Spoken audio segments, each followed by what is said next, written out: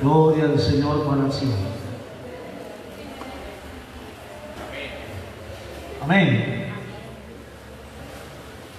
Bueno, antes de entrar ahí, yo quiero recordarles que tenemos un trabajo no por hacer, sino que ya lo estamos haciendo. Y es el trabajo de orar por un amigo, por un familiar, por un vecino.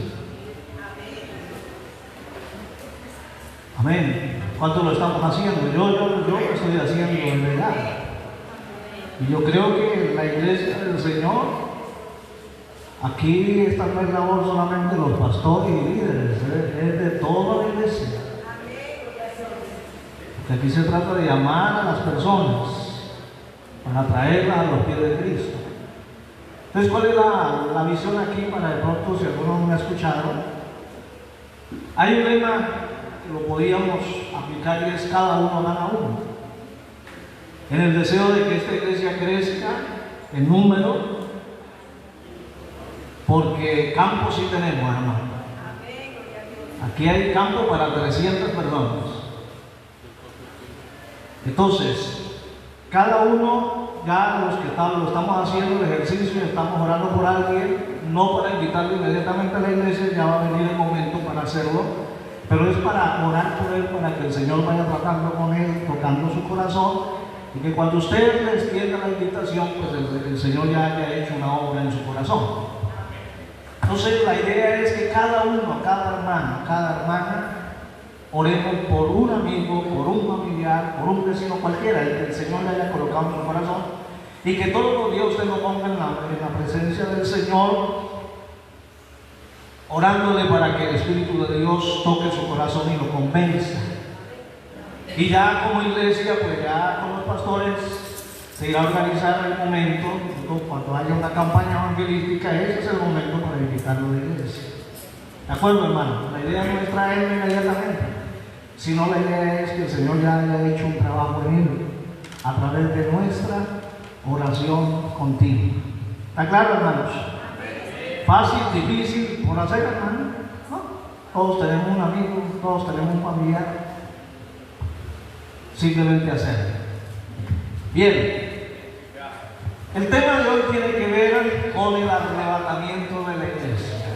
Yo he estado tratando temas escatológicos y con ayuda del Señor, hasta donde Dios me lo permita, lo iré siguiendo haciendo. Temas escatológicos. De antemano les anticipo que el próximo tema tiene que ver con el anticristo. Y lo vamos a ver desde dos perspectivas. Uno, desde el libro de Daniel, que sería un tema aparte sobre el anticristo, y el otro, lo que Apocalipsis nos muestra y lo que el apóstol Pablo nos muestra sobre ese personaje. Y serían dos temas con respecto a esta temática del anticristo. Pero hoy nos corresponde ver lo del arrebatamiento de la iglesia. Ya tiene la escritura abierta, hermano, póngase de pie un minutico. Capítulo 4, versículo 13 en adelante, que es muy conocido el pasaje, pero lo vamos a ir mirando en esta mañana. ¿De cuál pasó? Primera de Tesalonicenses 4, verso 13 en adelante. Gloria al Señor. No pierda el gozo, no pierda la alegría, alabe al Señor, adore a Dios, porque a eso venimos a la casa del Señor. Dice así la Escritura, hermano: tampoco queremos, hermanos, que ignoréis acerca de los que duermen, de los que mueren, para que no os entristezcáis como los otros que no tienen esperanza. Porque si creemos que Jesús murió y resucitó, así también traerá Dios con Jesús a los que durmieron en él. Por lo cual os decimos esto en palabra del Señor, que nosotros que vivimos, que habremos quedado hasta la venida del Señor, no precederemos a los que durmieron. Porque el Señor mismo, con voz de mando, con voz de arcángel y con trompeta de Dios, descenderá del cielo, y los muertos en Cristo resucitarán primero. Luego nosotros, los que vivimos, los que hayamos quedado, seremos arrebatados juntamente con ellos en las nubes para recibir al Señor en el aire, y así estaremos siempre con el Señor. Por tanto, alentados los unos a los otros con estas palabras. Amén. Padre, bendícenos al estudiar tu palabra, Señor. Abre nuestro entendimiento, y que todos, Señor, los que estamos aquí, seamos bendecidos, edificados a través de tu palabra, Señor. Oh Dios, y los que luego lo verán a través de las redes igualmente, sean bendecidos y edificados y enseñados a través de la misma. Todo esto lo pedimos en el nombre de Jesús, y te damos a ti toda la gloria y la honra. Amén, Señor. Amén. Pueden sentarse. Hoy por hoy se ha levantado, digamos que un movimiento de predicadores que uno pensaba que eran, digamos, que conservaban estas verdades y que a lo mejor años atrás la predicaban con mucha fuerza y con mucho ahínco. Pero hoy por hoy he oído a algunos de ellos negar el arrebatamiento de la iglesia. Hay predicadores que no creen en el arrebatamiento de la iglesia. Amén, así es. Mucho menos estarán interesados en predicarlo y enseñarlo, sobre todo aquellos de ese corte de la prosperidad. Y si usted escucha, hay algunos que son de ese corte del reino ahora, que tiene que ver con esa línea de la prosperidad. Pero esta línea teológica que enseña que el reino ahora, y hablan del reino de los cielos, y que la iglesia es lo que va a establecer, y si la iglesia es la que va a establecer el reino de los cielos aquí en la tierra, entonces no existe tal arrebatamiento. Y esa aplicación es incorrecta, no es bíblica, hermanos. Porque quien va a establecer el reino de Cristo aquí en la tierra, ¿quién es, hermano? El mismo Señor Jesucristo. Él es el que va a venir, y lo estamos esperando. Y va a venir y va a establecer su reino milenial en esta tierra. Y le va a enseñar al hombre que no ha sabido gobernarse a ellos mismos, ni tampoco mucho menos gobernar a los demás. Y Él va a establecer su reino de justicia, de amor, de verdad y de misericordia. Alabado sea el Señor. Entonces, quienes predican este tipo de cosas, lógicamente, si la iglesia es la que va a gobernar, si la iglesia es la que tiene, digamos, que el derecho de disfrutar todas las riquezas que el Señor ofreció, pues entonces aquí no cabe el arrebatamiento. Que si la iglesia se va, ¿quién va a establecer el reino de Cristo aquí? ¿Me hago entender, hermanos? Hago esta introducción porque quiero aclarar esto, porque esto es lo que se escucha por las redes. Por eso yo no sé si me vuelvo cansón, reiterativo, pero es como la exhortación a la iglesia de que no escuchen a cualquiera, hermano. Porque ese es el problema de que hoy los cristianos están confundidos y no saben a quién creerle. Y no digo que no escuchen, pero sepan a quién escuchan. El problema de no escuchar a alguien que nunca ha visto es porque uno no conoce cuál es el testimonio de ellos. Uno no sabe si el que está allá detrás tiene familia o no la tiene, si es homosexual o no lo es. Y no estoy juzgando a quienes predican, no. Pero ese es el cuidado que usted y yo debemos tener. Porque con la mejor intención lo hacemos, pero eso nos puede confundir a nosotros y nos puede hacer daño espiritualmente hablando. Así que sepan a quién escuchan. Si hay buenos predicadores, hermano, buenos, excelentísimos, vale la pena escucharlos, pero otros no. Yo quiero en esta mañana explicarles algunas cosas o algunas generalidades con respecto al arrebatamiento para luego responder a 4 preguntas. ¿Cómo sucederá el arrebatamiento? ¿Cuándo sucederá el arrebatamiento? ¿Qué señales hay así de rapidez? ¿Y quiénes participarán en el arrebatamiento? Amén. Alabado sea el Señor por el cielo. La palabra arrebatamiento, me agrada más el término arrebatamiento que rapto, porque es que en el castellano el rapto suena como a secuestro, ¿sí? En lo personal me agrada más arrebatamiento y por eso uso el término, ¿no? Ese término arrebatamiento viene de la palabra griega arpazo. ¿Y qué significa arpazo? Arpazo significa arrebatar, alcanzar, quitar, capturar, tomar por la fuerza ejercida repentinamente sobre alguien. El arrebatamiento nos lleva a la idea de que la iglesia, estamos hablando de la iglesia, un día será arrebatada, será raptada, permítanme usar el término, será alcanzada. El Señor la agarrará y la llevará. Pero eso va a ser insofacto. Esa es la idea del término griego, que va a ser insofacto. No va a ser periódicamente, no va a ser sistemáticamente, no se va a tomar un tiempo determinado. Ya nos vamos a ver cuánto tiempo necesita el Señor para llevarse a la iglesia. Ya lo vamos a ver.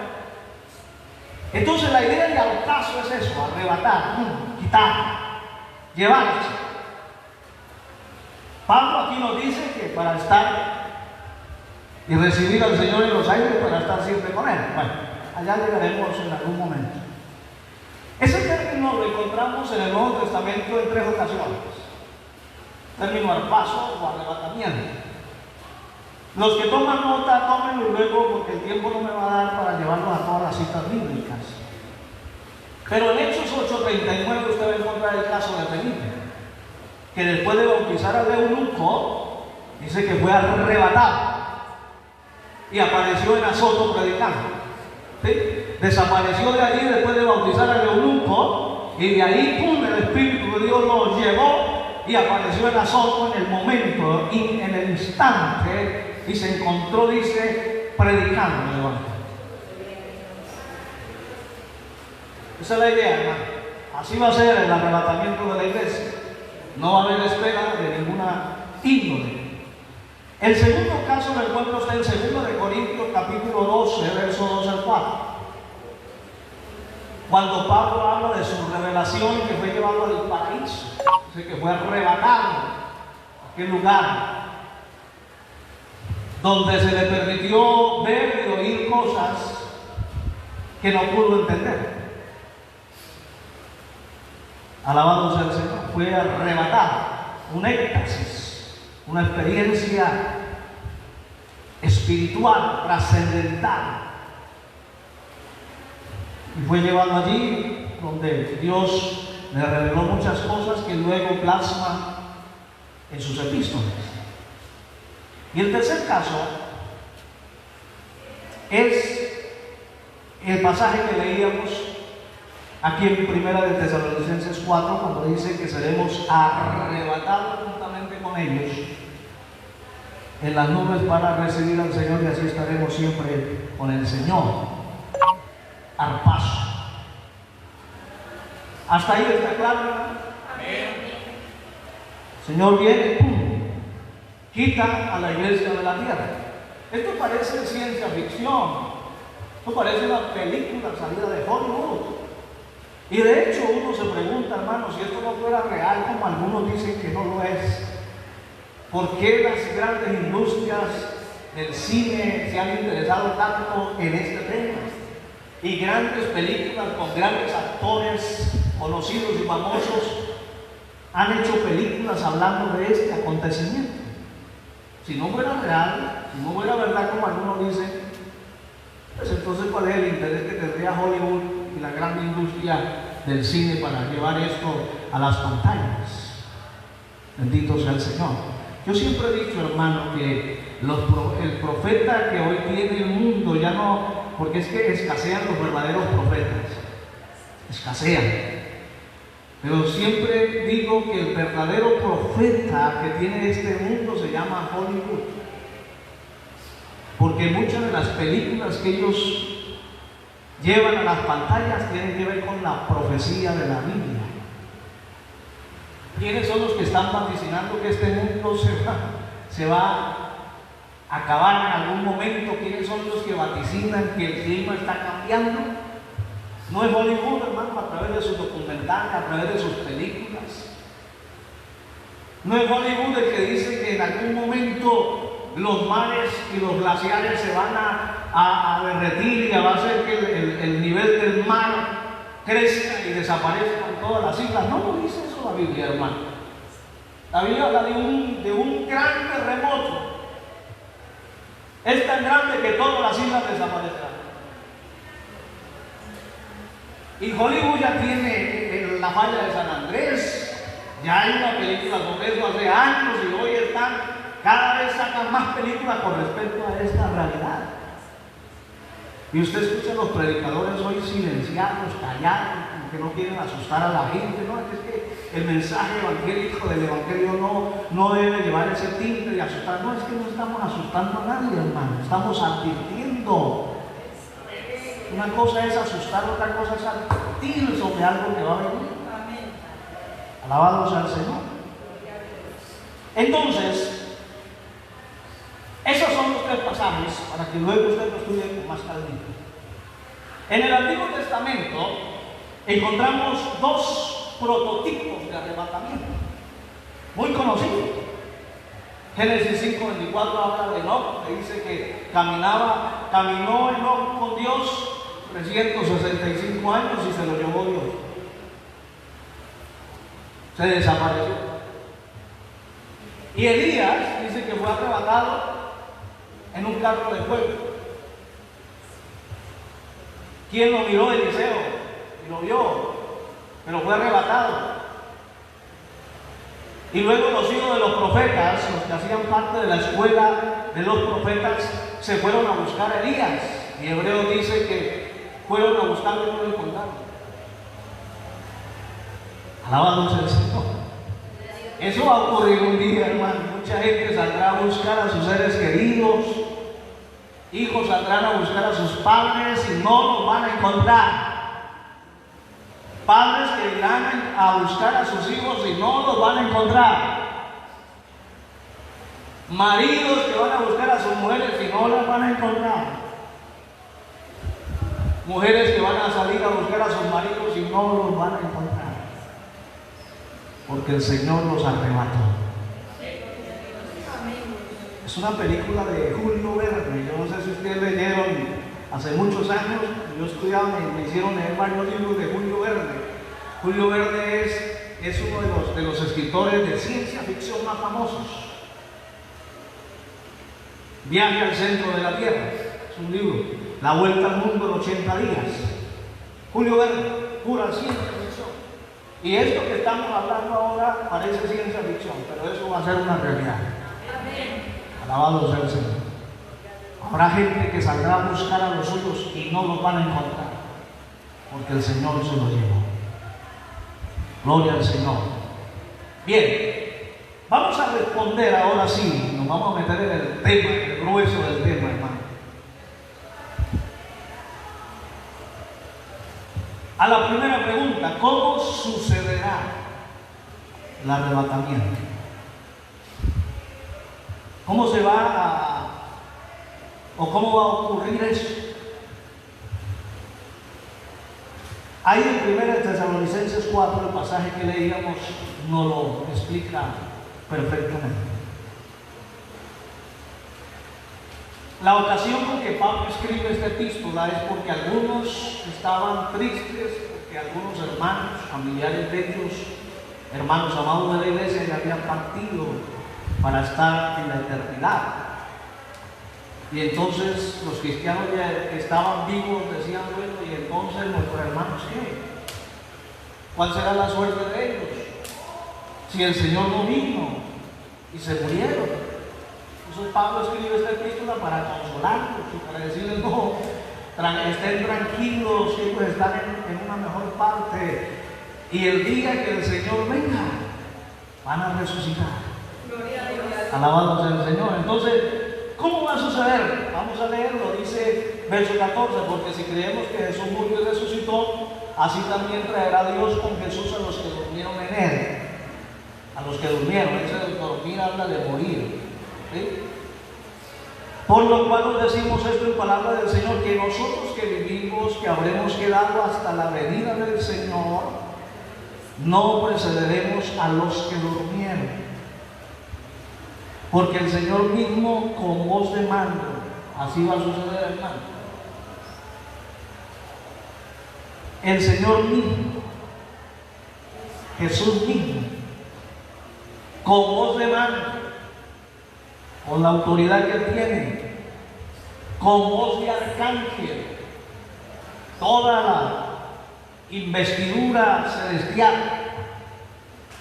y con trompeta de Dios, que tiene que ver con el carácter de la palabra, porque él es el que finalmente, cuando uno estudia la teología, Jesús es el verbo hecho carne, es la palabra de Dios viviente. Cuando Dios dijo sea la luz, cuando uno lo aplica desde ese punto de vista teológico, quien creó la luz se llamó Jesús, o se llama Jesús, porque él murió pero está vivo, bendito sea el Señor. ¿Ven? Él es la palabra de Dios viviente. Entonces, Él siendo Dios usará su poder para arrebatar a su iglesia. Descenderá del cielo y los muertos en Cristo. Escuche bien, hermano. Este es el orden del arrebatamiento. Cuando suene la final trompeta, que no es la séptima trompeta de Apocalipsis, algunos dicen que esa es la última trompeta, no. Nada que ver, hermano. Cuando Pablo escribió esto, Juan no había escrito Apocalipsis.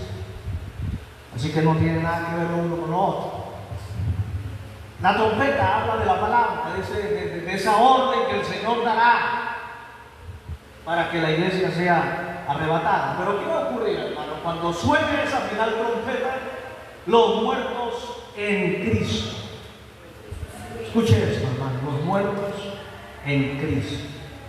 Y aquí hay que decir algo que es muy complejo, hermano, y muy profundo, y el tiempo no nos da para entrar a todos los detalles. Pero algunos dicen que los muertos en Cristo, es decir, que cuando esto ocurra, los muertos del Antiguo Testamento van a resucitar también. La Biblia aquí es clara y dice los muertos en Cristo. Y en Cristo tiene que ver con la dispensación de la iglesia, el Nuevo Testamento.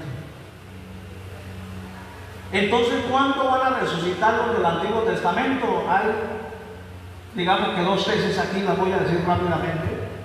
Una, cuando usted lee, cuando Jesús resucita, dice que resucitaron algunos muertos también.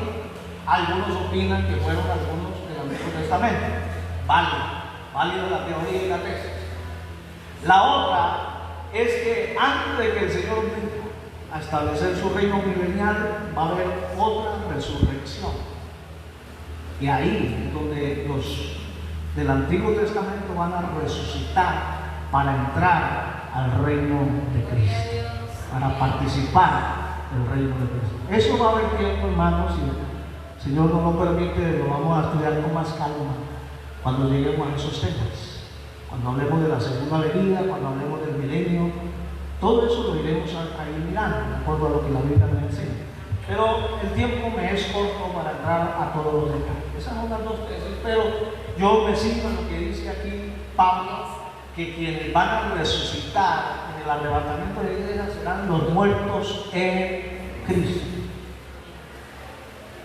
Aquellos que murieron allá cuando la iglesia nace, hasta el día en que el Señor venga y que hayan hecho pacto de la iglesia y hayan partido a la eternidad. Vuelvo y digo, la intención de Pablo al escribir esta epístola era consolar a los hermanos que estaban tristes por la pérdida de sus seres queridos, de sus hermanos de la iglesia, y el Pablo los reconforta de esa forma. Tranquilos, ellos serán los primeros que van a ver al Señor antes que nosotros, porque van a resucitar. Eso sí, no me pregunte cómo va a ser, porque no lo sé, hermano. Lo cierto es que si ustedes y yo usamos la imaginación, hermano, imagínense todos los cementerios, en todos los cementerios del mundo habrá al menos un cristiano. Entonces esa tumba se abrirá. Los que murieron por allá ahogados en el mar, de allá el Señor los levantará.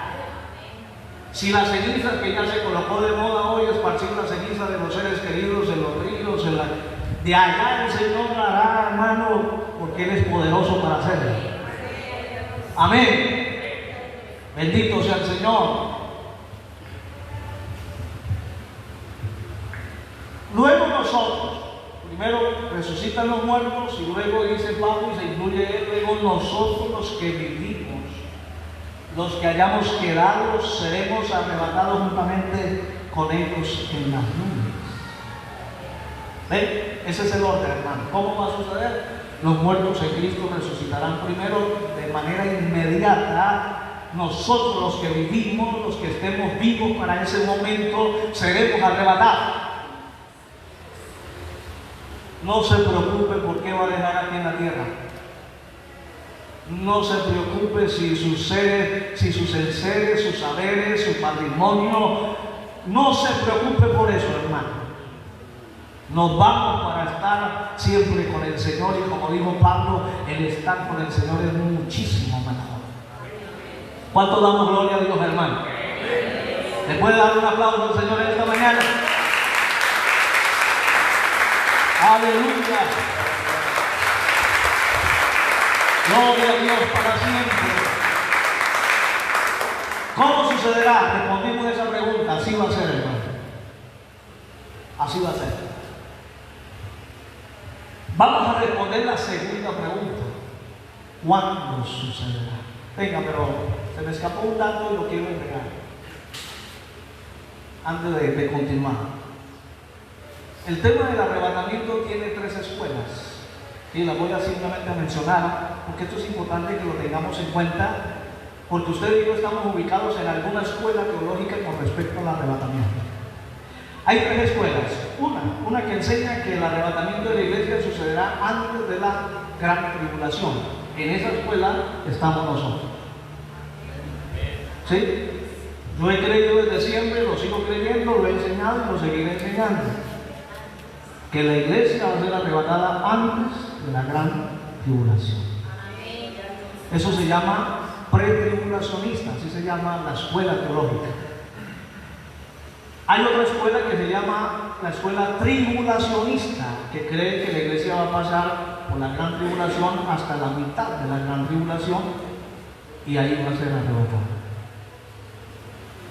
Esa es una escuela.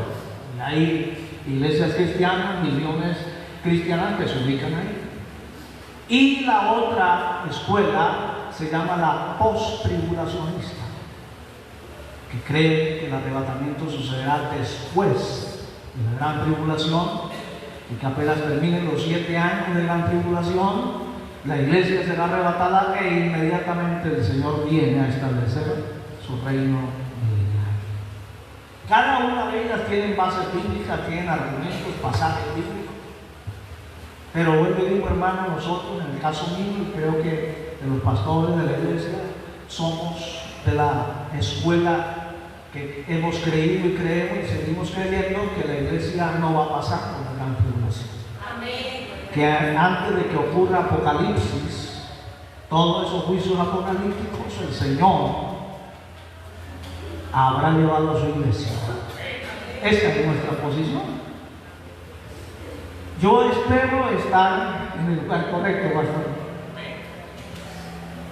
Pero si así no fuera, mi hermano querido, lo único es que del Señor no nos vamos a apartar. ¿Me hago entender? Del Señor nadie nos va a separar. ¿Sí? ¿Me hago entender, hermano?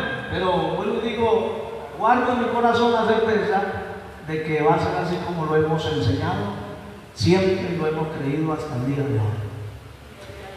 Eso quería simplemente dejarlo ahí sobre el tapete para que usted escudriñe un poquito más sobre esas temáticas, sin dejarse uno llevarse, es decir, sin dejar uno de desviarse. No, oiga, sí, aquello tiene.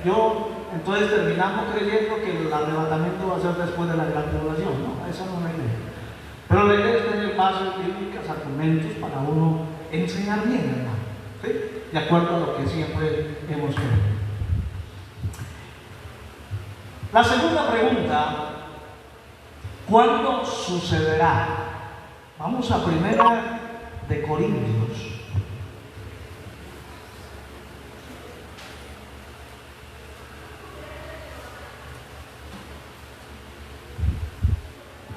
Capítulo 15.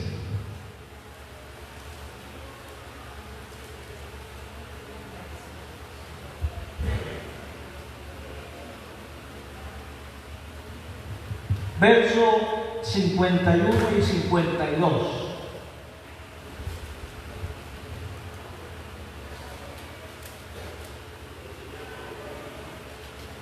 Lo tenemos, 1 Corintios 15, 51 dice: he aquí os digo un misterio. Esto es un misterio. El arrebatamiento es un misterio. Y un misterio es algo que no está completamente revelado. Que hay cosas que no podemos así como entender tan claramente como otras, que todavía hay detalles que todavía no podemos entender mucho porque no hay mucha revelación al respecto. Por eso se dice que es un misterio. He aquí os digo un misterio: no todos dormiremos. Está hablando Pablo aquí, siendo coherente con lo que les dijo a los tesalonicenses. No todos dormiremos, es decir, no todos vamos a morir, pero todos seremos transformados. Aleluya, esto es una maravilla, hermano. Todos seremos transformados. Este cuerpo desgastado, enfermo, tal vez raquítico, va a ser transformado.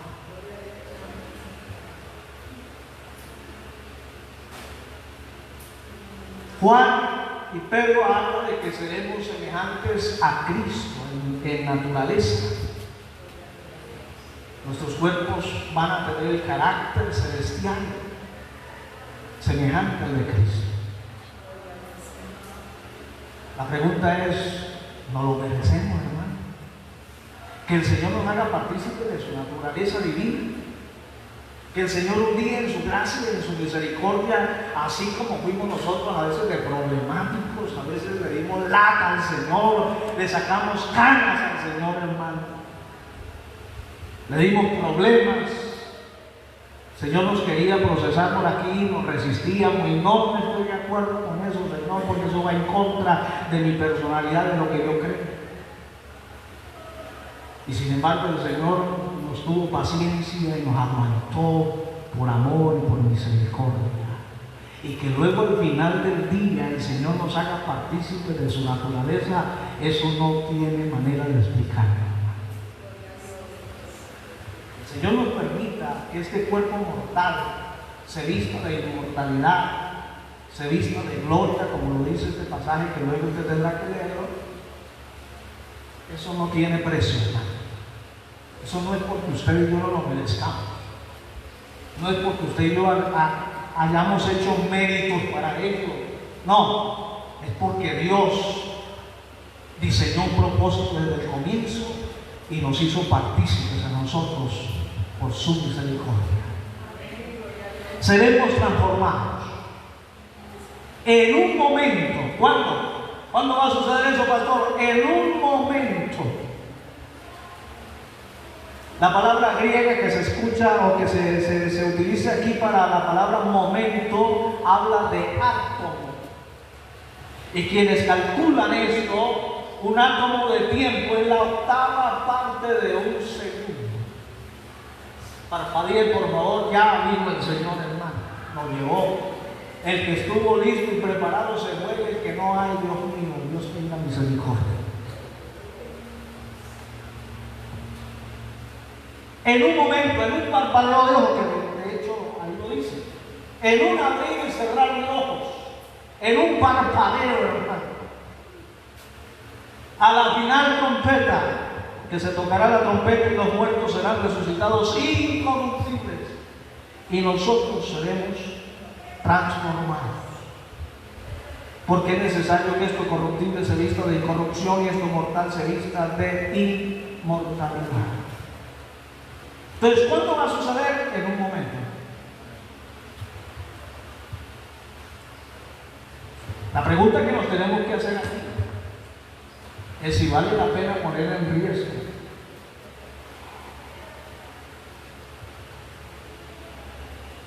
ese momento. Si vale la pena por algo de este mundo, por algo que yo no he querido renunciar a ello, o porque mi orgullo es más fuerte que tener que someterme a la voluntad de Dios, poner en riesgo nuestra eternidad, ¿será que vale la pena, hermano? Porque cuando eso suceda no va a haber espacio ni siquiera para el arrepentimiento. ¿Qué tiempo nos va a quedar si le va a hacer un abrir y cerrar Dios? Y lo que aquí tenemos que decir es que el arrebatamiento es inminente. ¿Qué quiere decir eso? Que puede ocurrir en cualquier momento. Alguna vez un niño bien intencionado se levantó en una escuela dominical y dijo: iglesia, así dice el Señor, prepárense porque de hoy en 8 días vengo por ustedes.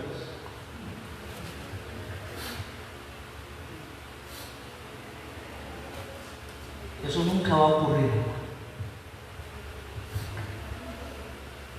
El Señor no nos va a dar esa tregua, porque la advertencia siempre ha estado ahí. He aquí, vengo pronto. ¿Ven? ¿Y cómo termina el libro de Apocalipsis? El clamor de la iglesia y del Espíritu: amén. Sí, Señor, ven, Señor Jesús. Así que esta advertencia ha estado desde siempre, desde hace 2000 años atrás. Y han pasado los siglos y todas las generaciones que han pasado de la iglesia han muerto esperando ver este momento. Yo no puedo decir que seremos la última generación y que seremos la iglesia que va a ser arrebatada. Ojalá fuera así, hermano.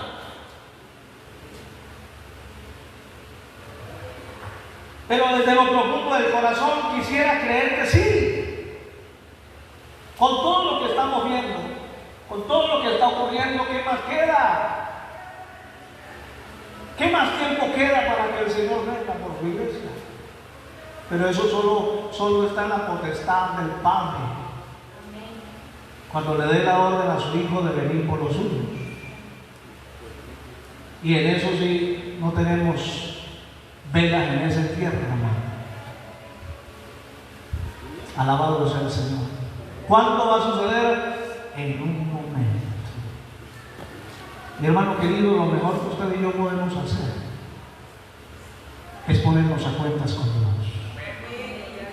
No dar largas a esas cosas que yo sé que tengo que corregir en mi vida. Poner en su sitio, en orden, aquellas cosas que el Señor ya ha venido hablándome a mí personalmente, de poner en orden ciertas cosas en mi vida, en mi hogar, en mi matrimonio. Problemas de mi carácter, ponerlos en orden. Y entonces a veces nos hacemos los de la vista gorda y no queremos ver lo que el Señor quiere que veamos. Entonces, la noticia de esta mañana es que no vale la pena poner en riesgo ese momento, porque puede ser ahora mismo, puede ser ahora mientras estamos predicando. El Señor puede venir. Y si no estamos listos, pues el problema no es del Señor, el problema fue nuestro, porque Dios nos dio todo el tiempo para que estuviésemos listos y preparados. Algunos le echarán la culpa a la suegra, que se yo, a la iglesia, a los pastores. No, el problema no es de nadie, el problema es de cada quien. Que a pesar de que el Señor trató de una, de otra manera, aquí y allá, del que le cae gordo, pero que siempre le está diciendo las cosas, y usted y yo no hicimos caso. Entonces el problema es nuestro, de nadie más. Entonces, ¿cuándo va a suceder? En un momento. No va a haber espacio para nada. No va a haber espacio para ir a pedirle perdón al hermano que ofendí, aquel que herí, que ofendí, bueno, en fin, que le hice daño. No va a haber problema. No va a haber tiempo, perdón. espacio para ello.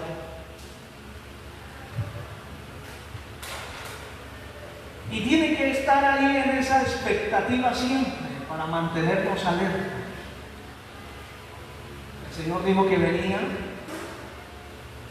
y de hecho yo creo que viene, ¿no? Porque él no es hombre para mentir, ni hijo de hombre para arrepentirse. Si Él dijo que iba a venir, esperémoslo porque Él viene. Amén. Y si nos toca en el lecho de muerte decirle: Señor, te esperé toda mi vida, pero allá nos vemos, Señor. Nos morimos, nos vamos con el Señor.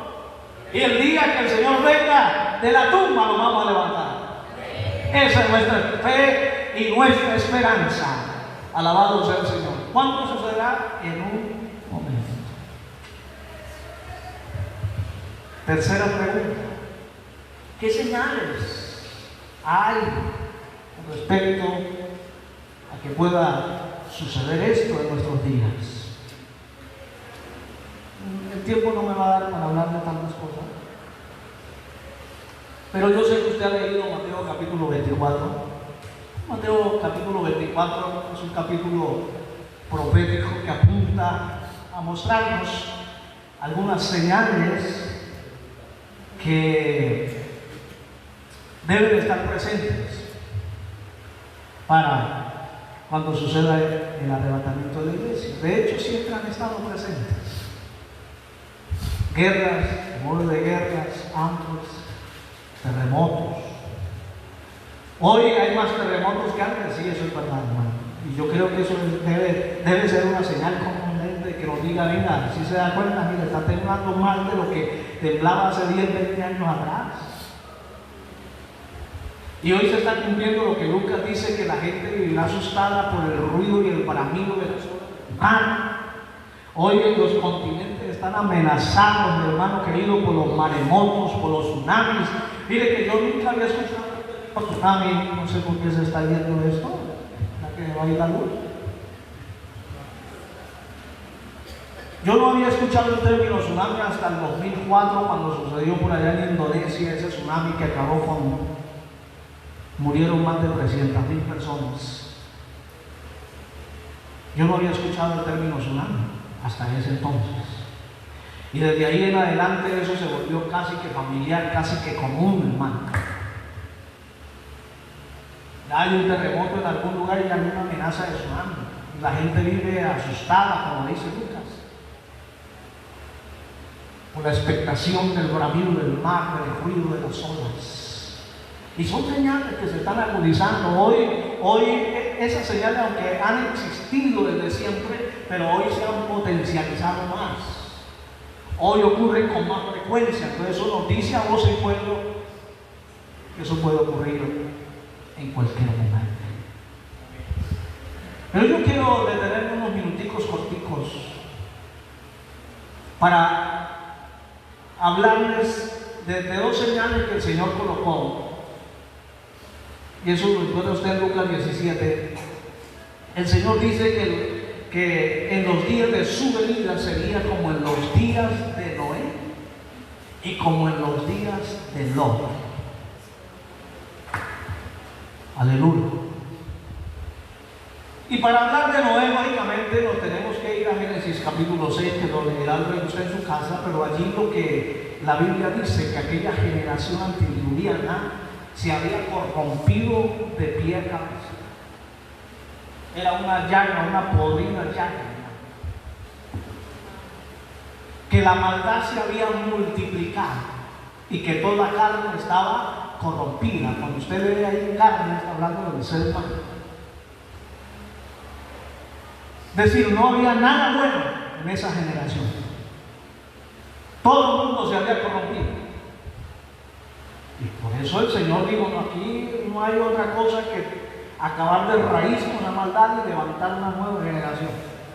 Y por eso decretó el juicio. Yo le pregunto, hermano, ¿estamos lejos de parecernos al ambiente de Noé? No estamos lejos. Yo creo que hoy se está pareciendo cada vez más esta generación, este mundo, a ese mundo corrompido de Noé. Hoy la gente se corrompe, hoy la gente no quiere saber de Dios, hoy la gente anda como se le da la gana andar. Hoy la gente no tiene escrúpulos. Yo cada vez me sorprendo, voy por las calles y yo veo a los muchachos hoy fumando marihuana como si fuera chupándose un bombón, como algo tan normal. Y eso, quién sabe si será marihuana, quién sabe qué cosas más, hermano. Usted ve hoy el desenfreno moral en la que está cayendo esta generación de hoy. La inmoralidad que domina el comportamiento del ser humano no tiene nombre. Y hoy los gobiernos están patrocinando todo este comportamiento inmoral. Alabado sea el Señor, nuestro país no es la excepción, hermano. Y todo eso nos lleva precisamente a mirar ese carácter antediluviano. Pero ¿saben que había más? Para no entrar y extenderme aquí, dice que había mucha violencia en el tiempo de Noé. Y escúcheme, hermanos, si usted algún día tiene la oportunidad de leerse el Evangelio de Enoc, hay un libro por ahí que es apócrifo, que es el Evangelio de Enoc. Léalo no por misticismo, pero léalo con el hecho de querer documentarse cómo era la generación antes de Noé, el diluvio. Y usted va a encontrar allí que había vampirismo, vampiros,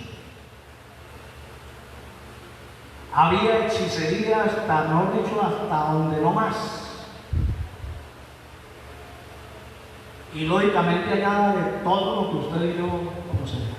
Es decir, había un ocultismo, una brujería, una demoniología, una adoración a los dioses paganos, a los demonios, al diablo mismo. Ese era el carácter de esa generación. ¿Tendría Dios razón de haberlos extirpado de la tierra? ¿Tendría Dios razón de haberlos quitado sobre la faz de la tierra? Claro que sí. Porque si hay algo que hace lo malo es que se vuelve contagioso. Y hermanos, si usted compara entre lo malo y lo bueno, lo malo se contagia rápido, lo bueno no. Aleluya, lo bueno no se contagia, pero lo malo sí. Entonces por eso el Señor determinó erradicar aquella generación de sobre la faz de la tierra. Maldad y violencia. Hoy la violencia campea. Gloria al Señor. No sé por qué, tan raro esto. Gloria al Señor. Y hoy vivimos en una sociedad demasiado violenta. Violencia física, violencia bélica, violencia verbal, violencia psicológica, violencia intrafamiliar, violencia de género. Hoy la gente no se aguanta ni una mirada mala, hermano. Porque inmediatamente, ¡pum!, reacciona con violencia. Los que somos conductores también a veces nos dejamos como permear por eso, ¿no? Nos atraviesa alguien, inmediatamente algún gesto de violencia queremos mostrar. Y en el peor de los escenarios nos bajamos y sacamos la cruceta y a ver. Porque esa es la violencia que acá no. Alabado sea el Señor.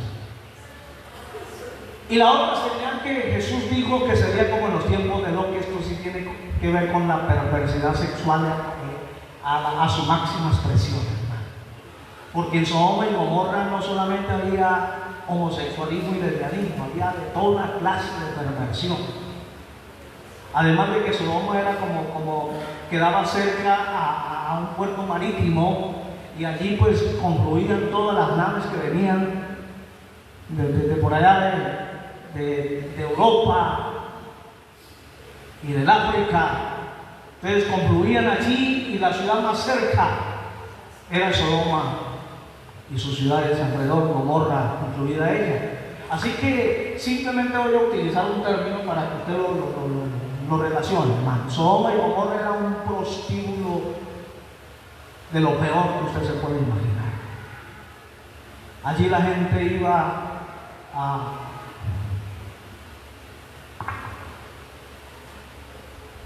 a desahogar todos sus apetitos sexuales. Pero lógicamente uno de los comportamientos más marcados era la homosexualidad. Tanto que cuando aquellos dos ángeles fueron a la casa de Lot y Lot los metió a su casa, dice que desde el más pequeño hasta el más grande. Qué cosa tan tremenda, hermano. Y ese pequeño habla de los niños. Mira hasta dónde estaba la perversión, que los niños eran pervertidos a su temprana edad. Desde el más pequeño hasta el más grande rodearon la casa de Lot y le dijeron: no, saca a esos hombres para que los conozcamos. Cuando uno lee muy someramente, tal vez piensa, bueno, aquella gente quería saber si aquellos ángeles tenían alas, de qué color eran, si eran rubios, de ojos verdes. No, el término conocer habla de tener intimidad sexual. Y conoció a Adán a Eva. Génesis 5, ahí se encuentra, y conoció. Tener intimidad sexual. Así que lo que aquella generación estaba diciéndole a Lot: no, saca a esos dos hombres para que queremos tener relaciones sexuales con ellos. Son unos visitantes, unos forasteros, están bien bonitos, así que queremos. Dijo alguien por ahí de manera sarcástica que cuando el diablo visitaba Sodoma y Gomorra, le tocaba caminar así, hermano, con la espalda hacia la pared, hermano. El que lo entendió, lo entendió.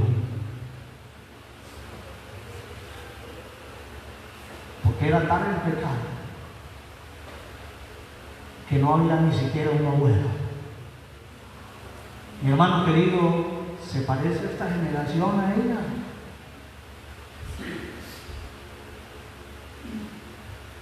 Que Dios tenga misericordia de nosotros, hermano. Pero hoy abunda la promiscuidad sexual, la perversión sexual. Hoy es fácil ver cualquier tipo de comportamiento sexual. Entonces, para pasar al último e ir terminando en esta mañana, estas señales, aparte de las señales que hay en el cielo, en la tierra, el cambio climático, todas esas señales, hermano, nos están diciendo a cada momento que el Señor puede venir. El Señor está a las puertas. Y esto lo estamos predicando hace más de 30 años. Me acuerdo, yo me levanté en el tiempo cuando Gigi Ávila estaba en su apogeo. Y el tema relevante de Gigi Ávila es Cristo viene. Y ese era el tema relevante de Gigi Ávila, hermano. Y han pasado más de 30 años y el Señor no ha venido, pero eso no quiere decir que no lo sigamos esperando. Lo seguimos esperando como si fuera hace 30 años. Amén. Y mañana lo seguiremos esperando, y pasado mañana, y el año 26, y el 27, el 30, el 40, el 50, hasta cuando el Señor decida hacerlo, lo seguiremos esperando. Bendito sea el Señor. ¿Quiénes participarán? Ay, Padre mío, aquí se pone.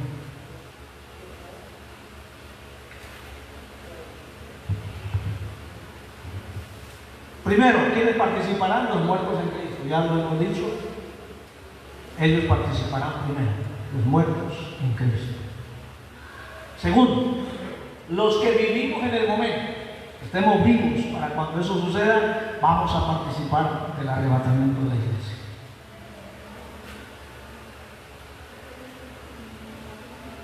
Efesios 5:27, aquí sí lo voy a llevar a esta cita rápidamente. Esto tiene que ver con los que van a participar.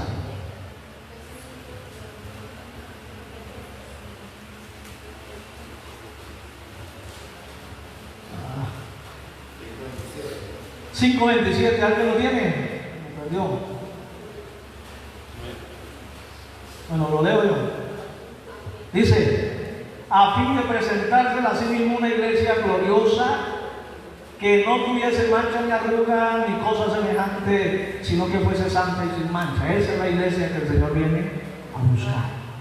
Esa iglesia es la que va a participar en el arrebatamiento de la iglesia. Una iglesia sin mancha, una iglesia gloriosa, que no tuviese mancha ni arruga ni cosa semejante, sino que fuese santa y sin mancha. Los amados.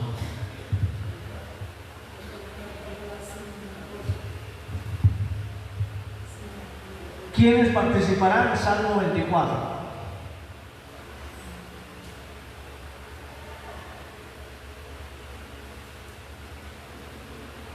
El tiempo es demasiado corto, pero quiero dejarle la idea general. Salmo 24, versículo 3. ¿Quién subirá al monte de Jehová? ¿Y quién estará en su lugar santo? El limpio de manos. Levante sus manos. El limpio de manos y puro de corazón. El que no ha elevado su alma a cosas vanas, ni jurado con engaño. Él recibirá bendición de Jehová y justicia del Dios de salvación. Amén. Leámoslo nuevamente. El limpio de mano y puro de corazón.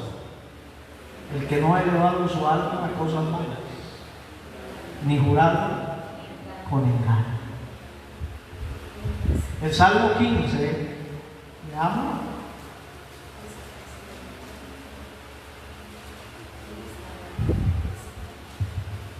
¿Quién morará en su monte santo? El que anda en integridad y hace justicia y habla verdad en su corazón.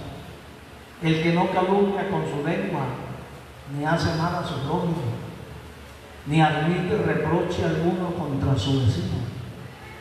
Aquel a cuyos ojos el vil es menospreciado, pero honra a los que temen a Jehová. El que aún jurando en daño suyo no por eso cambia. Quien su dinero no dio a usura, ni contra el inocente admitió cohecho, el que hace estas cosas no resbalará jamás. Todo esto dentro de su contexto tiene que decir, cuando uno lee acá que quién morará en su monte santo, pues lógicamente está hablando del cielo. ¿Quiénes son los que van a morar allá? Y está. La invitación es a que leamos esto, hermano, y reflexionemos. Aquí no se trata de condenar a nadie, ni de echar sátira, no, pero que cada quien hagamos el ejercicio y nos pensemos a nosotros mismos. Y si estamos haciendo algo de esto, pidámosle perdón a Dios. Si hemos ofendido a alguien, pues vamos a buscarlo. Venga, discúlpeme, lo ofendí. ¿Qué nos cuesta, hermano? ¿Y qué perdemos? Es que yo no me humillo. Humíllese usted, si el otro no hay que humillar, problema de él, cuando usted haga su tarea. Amén. Que sane su corazón. Punto.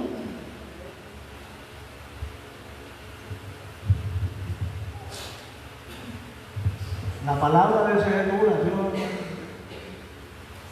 Y nosotros los predicadores somos como los carteros. A veces traemos buenas noticias, pero a veces traemos malas noticias. Pero nos toca entregar la noticia porque quema. Mateo 5:8 habla de limpio de corazón, y eso es muy profundo, no voy a meterme ahí, pero queda ahí sobre el tapete, hermano. Mateo 24:13 dice que el que perseverare hasta el fin, este será salvo. Entonces, ¿quiénes van a participar del arrebatamiento de la iglesia? iglesia los que lleguen hasta ese momento. Pero no de cualquier manera, sino de la manera como hemos venido hablando.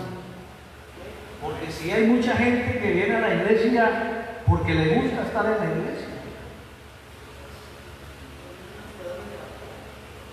porque se siente cómodo, pero no hay un compromiso, no hay un cambio, no hay una transformación, no hay un nuevo nacimiento. Siguen siendo el mismo de siempre. No hay un cambio. Pero cuando Jesús dice que el que perseveraría hasta el fin no solamente está pensando en las pruebas y las dificultades que como cristianos tenemos que soportar, sino de perseverar en esa integridad delante del Señor, en esa lucha por ser cada día mejores delante del Señor. Esa es la consigna que usted y yo tenemos, de cada día ser mejores. No somos perfectos de ninguna manera, ni llegaremos a serlo, pero al menos que exista en nuestro corazón el deseo de querer ser mejor cada día. Dijo alguien por ahí que lo que sigue es la santidad, que la santidad no tanto es si yo dejo de pecar, sino cuánto me arrepiento. Porque cuando yo me arrepiento, le estoy diciendo, Señor, yo soy débil y dependo de ti. Alabado sea el Señor. Hebreos 12:14. Sin santidad nadie. ¿Cómo dice, hermanos?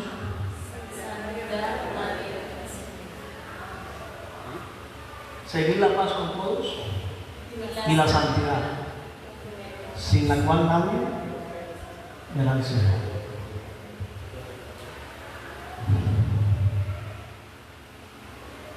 La santidad tiene que ser externa y interna, porque no existe una separada de la otra. Porque usted y yo somos por dentro, lo somos por fuera. Y ojo que no estoy hablando del vestido, hermano, de nuestro carácter. Porque quien soy, lo que yo digo, lo que yo hago, es lo que yo soy por dentro. Eso no lo cambia nadie, hermano. Eso es así. Y la santidad tiene que ver con la santidad externa y la interna. Esto es un tema muy amplio y muy espinoso a la vez. Pero es un tema relevante, es un tema que se tiene que seguir predicando, que se tiene que hacer hincapié en la iglesia. Porque es que al cielo no vamos a llegar de cualquier manera. ¿Quién dijo eso, hermano? Dios no tiene hijos mimados en la iglesia, no tiene hijos. Y si el Señor viene por una iglesia gloriosa y sin mancha y sin arruga, entonces no podemos pensar que de cualquier manera yo voy a llegar al cielo. No, mi hermano querido, esto demanda de algunos estándares de santidad.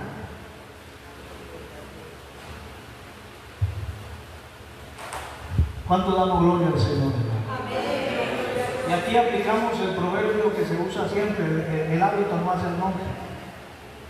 Usted se puede vestir de saco y corbata si quiere, vestir de vestido largo, pero eso no lo hace santo a usted ni lo hace santo a uno, hermano. Pero es su carácter, su carácter. Que Dios nos ayude, hermano. Dios nos ayude. Esto es, digamos, que el reto que tenemos todos los días y a toda hora, porque estamos siendo enfrentados contra la tentación. El pecado ronda, la tentación hacia el mal ronda. La tentación siempre está servida en bandeja de plata. Y ahí es donde tienen que jugar nuestras convicciones cristianas. ¿Quién soy yo? Si yo soy la iglesia, tengo que ser sin mancha y sin arruga.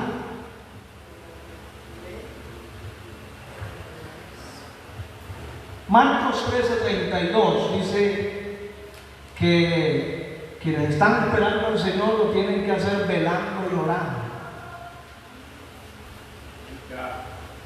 Vamos a leer Marcos 13.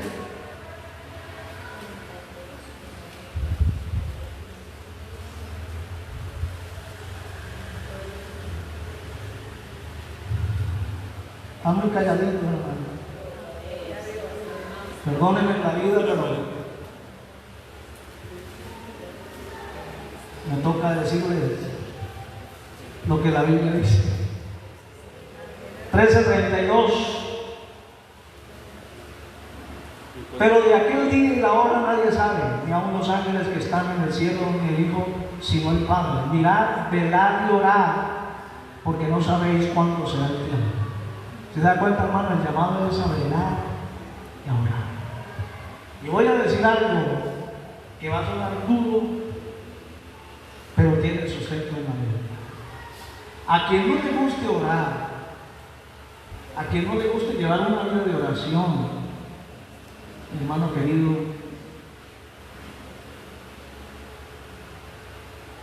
le va a quedar muy difícil. Porque la exhortación que Jesús siempre hace es estar velando y orando. Y el velar no tiene que ver con hacer vigilias cada mes ni cada 2 meses, no. El velar tiene que ver con estar alerta, con los ojos bien abiertos, a ver dónde el diablo está tratando de atacarme, dónde está el problema, por dónde el diablo se me está metiendo en la casa, por dónde es que está el problema, nos está haciendo pelear entre marido y mujer. ¿Dónde está el problema? A eso le llamamos velar.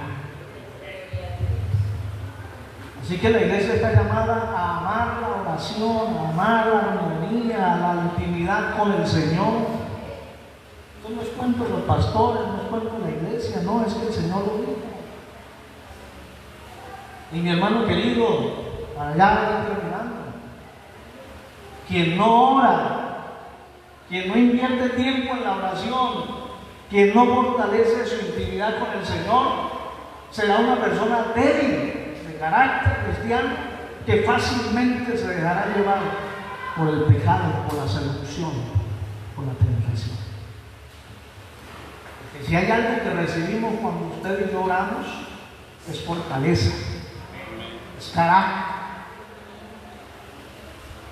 La iglesia siempre me ha gustado la oración.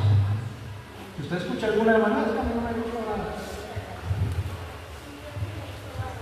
Y termino diciendo, hermano, ¿quiénes van a participar del arrebatamiento?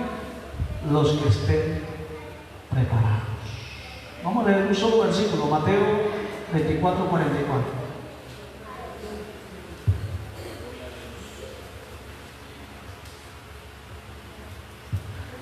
Por tanto, también vosotros ¿estad qué, hermanos?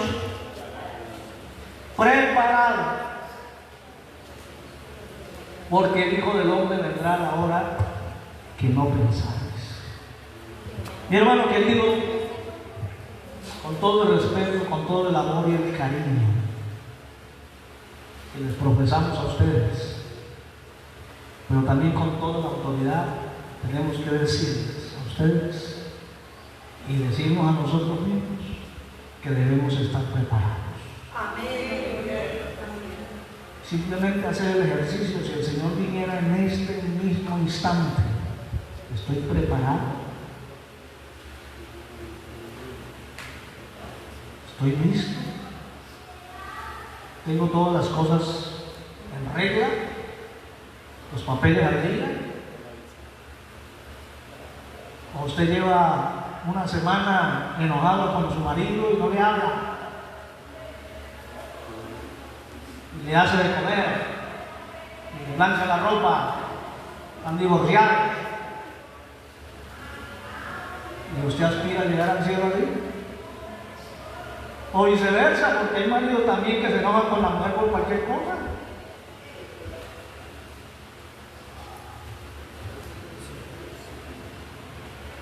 O usted gusta sacar prestado y no pagan.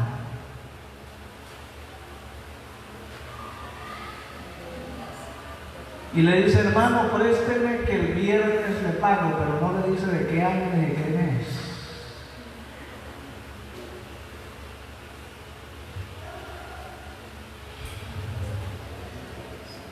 debemos estar preparados.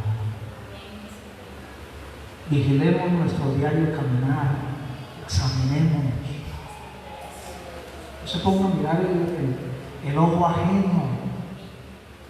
No se ponga a mirar si aquel lo hace o no lo hace. Hágalo usted, hermano. No se amargue la vida por lo que los demás hacen o dejen de hacer. Hágalo usted, que al final el que gana es usted si llegamos al cielo, y yo si llegamos al cielo, hermano. Y el que se queda pues va a pagar sencillamente. Pero hay gente que vive, hermano, pendiente de lo que los demás hacen, que no hicieron, que esto, que lo otro, que aquí, que no, mi hermano querido. Descanse en paz, por favor. Duerma tranquilo. Tome su ibuprofeno y duerma tranquilo. No se preocupe por lo que los demás hagan o dejen de hacer. Ustedes y yo somos los que tenemos conciencia. Y cada uno de nosotros nos conocemos a sí mismos de cómo somos. Es muy fácil uno engañar a todo el mundo. Yo los puedo engañar a ustedes, mostrarles una carita de yo lo fui, pero donde nadie me está mirando solo. Puede venir aquí y levantar manos santas sin ira ni contienda y parecer que usted ya está tocándole los pies al maestro allá en el trono, y en la casa su esposa ni sus hijos lo soportan, ni siquiera los vecinos que tiene usted al lado lo soportan. Mire, hermano, yo he tenido que escuchar y me da vergüenza decirlo, tristeza, decirle, si ese es evangélico, yo por allá no me aparezco. Y me lo han dicho así, ese es mala leche. No sé qué término lo entienden ustedes, pero ese de evangélico no tiene nada, es mala leche, es mala persona, no hace un favor, ni mejor dicho, es inservicial, es iracundo hasta, bueno, qué sé yo, hermano. Mis amados hermanos queridos, que Dios nos ayude. Yo mismo le digo a Dios, Señor, ayúdame todos los días. Porque como Pablo dijo, no pretendo haberlo alcanzado ya, sino que prosigo a ver si logro hacer aquello por lo cual fui asido por Cristo. Todavía seguimos en la lucha, todavía seguimos en la batalla. Todos los días es una guerra, todos los días es una batalla permanente. Todos los días el diablo nos ataca y tenemos que hacer de frente. Pero de eso se trata. Así que solo usted y yo sabemos, si el Señor viniera ahora, ¿nos vamos o nos quedamos? Esto es una realidad. Y esto no hay manera de negociar. No hay manera de que usted le diga, Señor, ¿cuánto necesita? Nada. Que Dios nos ayude. Póngase de pie, por favor.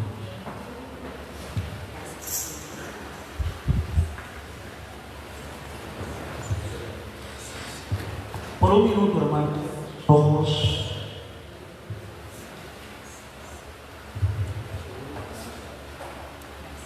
Hable con el Señor. Solo usted y yo sabemos qué luchas tenemos. ¿En qué área de nuestro carácter todavía seguimos luchando?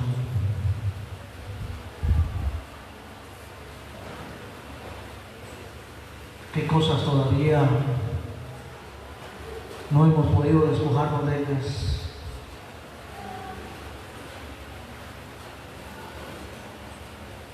Señor, henos aquí delante de tu presencia.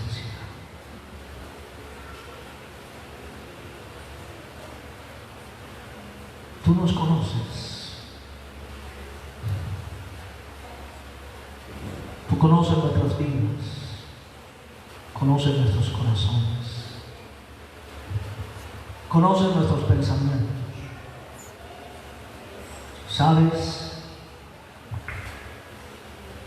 de qué cosas todavía, Señor, tenemos luchas y dificultades. Aquellas cosas que a nadie le decimos, las conoces. Hoy hemos oído esta palabra y gracias por ella, Señor. Gracias porque nos amas y por cuanto nos amas, nos disciplinas con la vara de tu palabra. Gracias por una vez más exhortarnos, confrontarnos con esta realidad. Pero ayúdanos, Señor, a ponernos a cuentas contigo y a estar, Señor, preparados para ese momento. Dios, no pretendemos ser los mejores, que no lo somos, pero sí queremos cada día ser mejores. Queremos mejorar, queremos rectificar. Queremos, Señor, caminar contigo en la dirección correcta y no correr el riesgo de que cuando venga aquel momento no estemos listos y preparados. Perdona todo aquello en lo que te hemos ofendido. Perdona, Señor, nuestra desobediencia, nuestro mal carácter, nuestra manera a veces injusta de cómo actuar.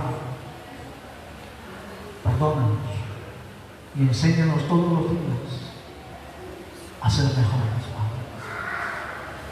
Tú vienes a buscar una iglesia sin mancha y sin arruga. Y yo quiero ser parte de ella, Señor.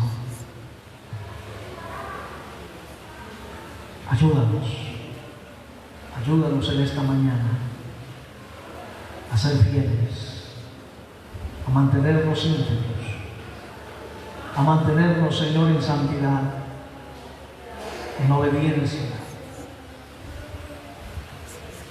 como así tú lo mandas. Muchas gracias, Padre. Gracias, Señor. Amén.